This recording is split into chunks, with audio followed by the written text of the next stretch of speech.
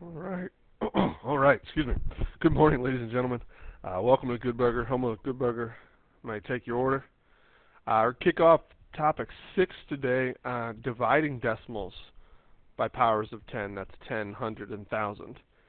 And what we do today should sound familiar with a minor tweak. So to kick off the familiarity, let's talk about this. All right? Who could describe what's happening as we are, all right, we're shifting this decimal point to the right. Maybe pause the video, think about it for a moment. If you're telling yourself, right, that every time the decimal point moves like one time, right, this is, right, we're multiplying by 10, we're multiplying by 10, we're multiplying by 10, we're multiplying by 10, right, we are, right, we're times 10 times 10, or times 100, right, we are times 100.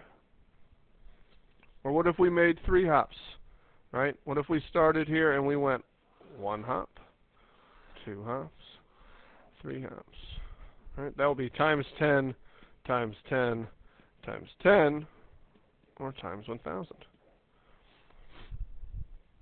Notice that when we are multiplying and the decimal point is shifting to the right, our numbers are getting bigger. Right, they are getting bigger. The place values are shifting so that our digits are worth more. So what do you notice about these? And what do you think is happening? Right? If you were thinking, well, the values are getting smaller. Right? If you were thinking, right, that, right, my decimal point is shifting to the left. Sorry, technical difficulties this morning. Wouldn't be a Room 54 video if we didn't have some technical difficulties, right? Right? Notice how to go one place here, right, my decimal point is shifting left from 8,700 to 870. Right? It is shifting left 870 to 87. Left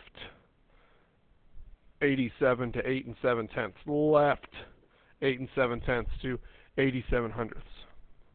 Right? When we hopped right, we multiplied. Well, what do you think is happening when we're hopping left? Maybe context clues is giving it away. Maybe you already know what's going on. In your notes from 6-1, I need you to highlight the following. Right? Because when you divide by powers of 10, right, when you divide by 10, or 10 to the first power, we're going to move one place to the left. When you divide by 100, or 10 to the second power, 10 squared, 2 places left.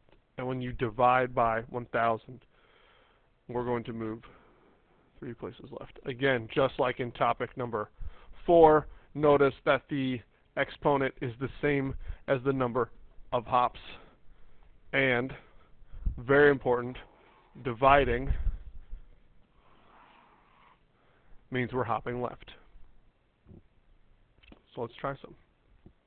Right? Notice here, 10 squared. 10 squared. And so this decimal point here, right, is hopping 1 time to the left. My place values just got smaller by 10, right? What was in the ones is now in the tenths. What was in the tens is now in the ones. And then I hop again. I've moved it 2 place values. Remember that the pencil point, right, our magic pencil is literally moving that decimal. So it's no longer between the 5 and the 7.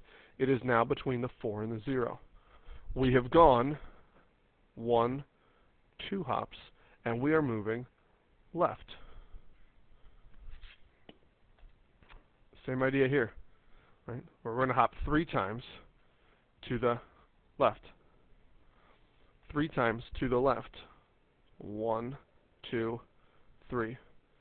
And we remember that a 0 goes in an empty pocket.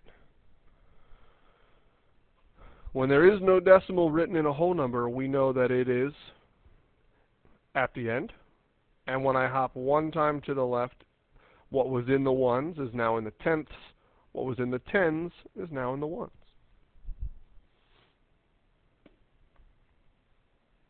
All right, here you guys go. I want you guys to try some. Okay. Pause the video and try these. Again, some things to pay attention on each of these problems. When we are dividing, right, our decimal point, right, we hop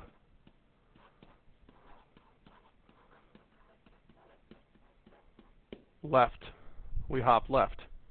And so if there are 3 zeros in 1,000, that is 1, 2, 3 hops. If our exponent is 2, 10 to the second power, 10 squared, that is 2 hops. Right? A reminder that when there is no decimal in a whole number, it is at the end of the number.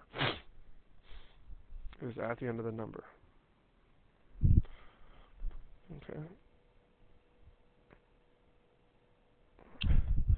And so at this point, right, you're going to log on to the textbook.